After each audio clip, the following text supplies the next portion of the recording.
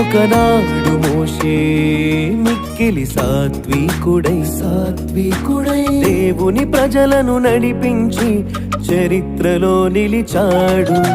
క్రీస్తు విషయమై నిందా గొప్ప భాగ్యమని ఎంచి నాయకుడంటేమిటో చూపించి మన మనసులు గెలిచాడు.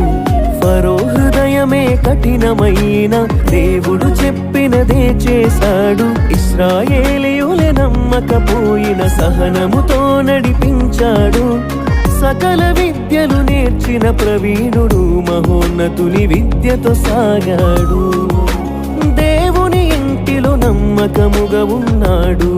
ఆ తరానికొక్కడై నిలిచాడు. అతని సమాధి ఇప్పుడు ఎక్కడ ఉన్నదో ఎవరికి తెలియదు, కానీ కోట్ల మంది మనసులు గెలిచిన భూలోక వీరుడిగా నిలిచాడు.